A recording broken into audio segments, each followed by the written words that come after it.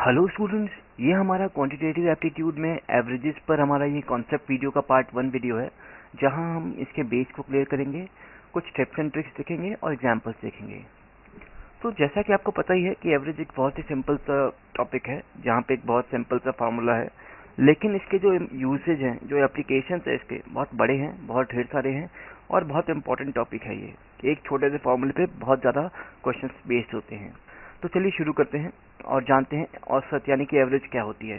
तो एवरेज का मतलब है कि जितने भी हमारे पास राशियां दी गई हैं, जितने भी एलिमेंट्स दिए गए हैं, उनका हमको सम करना है और जितने भी एलिमेंट्स हैं उनसे डिवाइड कर देना है। जैसे कि अगर मैं कहूँ कि मेरे पास अगर मैं 60 रुपये मंडे को कमाता हूँ, 65 रुपये ट्यूसडे को कमाता हूँ और 70 रुपये वेडनेसडे को कमाता हूँ, तो मेरा एवरेज क्या बनता है 3 दिनों का। तो हम क्या करेंगे, इन तीनों राशियों को ऐड कर देंगे और जितनी भी राशियां हैं उनसे डिवाइड कर देंगे उसे। तो क्या आएगा, 60, 65, 125 होता है, 125 में 75 जोड़िए 195 होता है। तो 195 बाई 3 कर दीजिए, तो ये आएगा 3 6 18 और 3 5 15। तो 65 रुपये हमारा जो है वो एवरेज आ गया कि इतना मैं औसतन कमाता हूँ 3 दिनों में। तो एवरेज हमें बेसिकली ये बताता है कि किसी दिन हम ज़्यादा कमा सकते हैं, किसी दिन हम कम कमाते हैं, कभी हमारे अच्छे दिन आते हैं, कभी हमारे बुरे दिन आते हैं। तो हम औसतन अगर हम अच्छे और बुरे दिन को काउंट करके चलें तो औसतन हम क्या फॉलो कर रहे हैं, कौन या अच्छे हैं या बुरे हैं, कौन से लेवल पे हैं, तो औसत निकालता है एवरेज। लेकिन एवरेज में एक इम्पोर्टेंट पॉइंट भी है कि अगर किसी एलिमेंट की वैल्यू 0 है तो उसे भी शामिल किया जाता है। जैसे कि अगर मेरा अच्छा दिन चल रहा है, मैंने मंडे को 70 रुपये कमाए, फिर मैंने ट्यूसडे को 80 रुपये कमाए, वेडनेसडे को मैंने छुट्टी ले ली तो 0 रुपये, कुछ नहीं मिला मुझे, थर्सडे को मैंने फिर 90 रुपये कमाए, तो मेरा एवरेज कितना निकल के आता है। तो यहाँ हम जो है एवरेज को, ये 0 को नेगलेक्ट नहीं करेंगे, इसे भी हम ऐड करेंगे। तो ऐड जो हम करके और कितने से करेंगे, 4 से, क्योंकि हमारे पास 4 एलिमेंट हैं। तो ये देखिए 0 काउंट होता है, ये हमेशा ध्यान दीजिएगा कि 0 को लेके चलना है। तो 70 और 80 होता है 150, 150 और 90 होता है 240। तो 240 को 4 से करेंगे तो 60 रुपये आ गया। मतलब 60 रुपये में औसतन 4 दिनों में कमाता हूँ। कभी मेरे अच्छे दिन आए और कभी मेरे बुरे दिन आए, लेकिन 60 रुपये में रोज औसतन कमाता हूँ अगर मैं अपना एवरेज देखूँ तो। अब आता है, यदि m परिणामों का औसत x है और n परिणामों का औसत y है, तो कुल परिणामों का औसत क्या होगा। जैसे ये इसको कहते हैं भारित माध्य या वेटेड मीन। तो चलिए वेटेड मीन को हम एक एग्जाम्पल से समझते हैं। मान लेते हैं कि क्लास में 5 बच्चे ने 6 नंबर लेके आए और 8 बच्चे 7 नंबर लेके आए और बाकी 2 बच्चे थे जो 10 में से 10 लेके आए। तो टोटल क्लास का एवरेज क्या, औसत क्या निकला। तो इसको निकालने के लिए अगर हम ऊपर वाले तरीके से करें, जो नॉर्मल तरीका था, तो हम 5 बच्चे जो 6 नंबर लेके आए तो हम 6 को 5 बार लिखेंगे, फिर 7 को 8 बार लिखेंगे, ऐसे फिर 10 को 2 बार लिखेंगे और टोटल किससे करेंगे, जो कितने बच्चे थे, 8 5 13 और 2 15 बच्चे थे, तो 15 बच्चे, ऐसे औसत निकलेगा। लेकिन अगर हम वेटेड मीन से निकालें तो वेटेड मीन कहता है कि जो 5 बच्चे थे वो 6 नंबर लेके आए, 8 बच्चे 7 नंबर लेके आए और 2 बच्चे जो हैं 10 नंबर लेके आए, अपॉन जितने टोटल बच्चे थे 15। तो क्या आ गया, 30 प्लस 56 प्लस 20 अपॉन 15। तो आ गया ये 6, 5 2 7 3 10 अपॉन 15। तो ये लगभग 7 पॉइंट समथिंग आएगा। तो ये हमारा एवरेज निकल आया 7 पॉइंट समथिंग, जो टोटल क्लास की एवरेज थी पूरी। ऐसे हम करते इस तरीके से तो ये इतना प्लस करना पड़ता, लेकिन ये वेटेड मीन का जो कॉन्सेप्ट है बहुत अच्छा कॉन्सेप्ट है। तो ये 2 चीजें थी एवरेज में। आगे बढ़ते हैं, अब जानते हैं डेविएशन क्या होता है।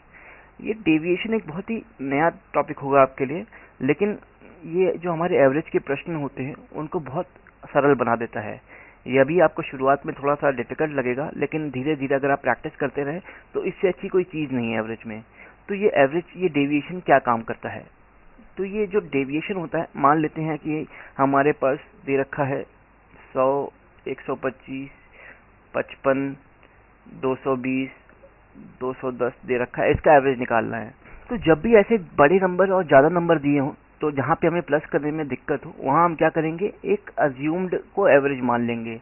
जैसे इसको हम मान लेते हैं 150 यहाँ पे एवरेज है, मान लेते हैं ये अज्यूम्ड एवरेज है हमारा जो 150 है।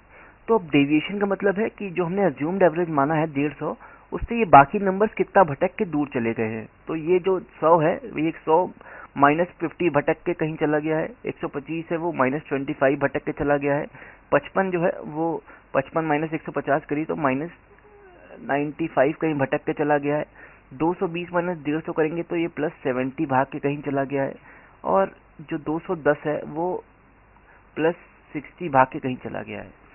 तो जब हम डेविएशन को प्लस करेंगे क्या आएगा, -95 और -25 होता है 120, 120 में 50 जोड़ दिए तो -170 हो गया, और यहाँ पे +130 हो गया। तो डेविएशन क्या आया, -40।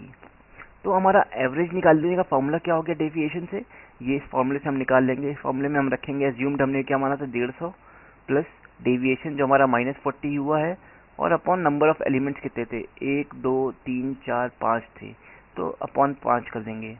तो कितना आ गया, 150 - 40/5, 150 - 8 हो गया, तो 142 हमारा एवरेज निकल आया। कितनी आसानी से एवरेज निकल आया हमने अगर डेविएशन मेथड से किया। डेविएशन मेथड बहुत अच्छा मेथड है, आप इसको सीखिए, कुछ एग्जांपल्स से सीखिए, और इसका जो यूसेज है वो आपके एवरेज के प्रश्नों को बहुत आसान बना देगा। तो इन पांचों का अगर हम नॉर्मल मेथड से निकालते तो 220 + 210 करते तो 430 होता, फिर उसमें 125 जोड़ते तो 455, 555 होता, प्लस 55 जोड़ते तो 610 होता, 610 में 100 जोड़ते 710 होता।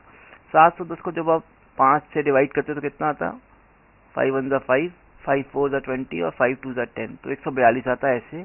और 142 हमारा कितना सिंपल तरीके से इससे आ गया कि हमने एक अज्यूम्ड एवरेज माना, उससे फिर देखा कौन कितना भटक के दूर चला गया है, और फिर उसे हमने डेविएशन जितने भी है उनको ऐड किया, जो हमारा टोटल डेविएशन आया उसको हमने इस फॉर्मूले में रख के आराम से एवरेज निकाल लिया। तो चलिए आगे बढ़ते हैं और डेविएशन पे ही बेस्ड हम सवाल को हल करने की कोशिश करते हैं डेविएशन वाले मेथड से। तो एग्जाम्पल दे रखा है, यदि 71, 87, 94, 104 और x का औसत 88 है तो x क्या होगा। तो इसको अगर हम नॉर्मल मेथड से करेंगे तो हम पहले सबको ऐड करेंगे, अपॉन फिर 5 करेंगे इज इक्वल टू 88 करेंगे तो x निकालेंगे, तो टाइम लगेगा। यहाँ हम डेविएशन मेथड से करते हैं। तो यहाँ हमें औसत दे रखी है, जो हमारा औसत है 88 है। तो हम देखेंगे कौन 88 से कितना भटक के कहाँ चला गया है।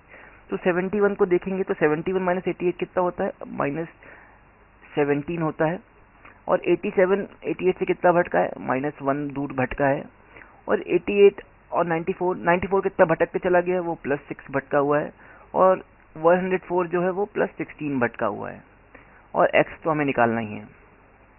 तो हम देखेंगे यहाँ पे कि -18 है यहाँ पे और +22 है, तो +4 है जो हमें डेविएशन निकला है।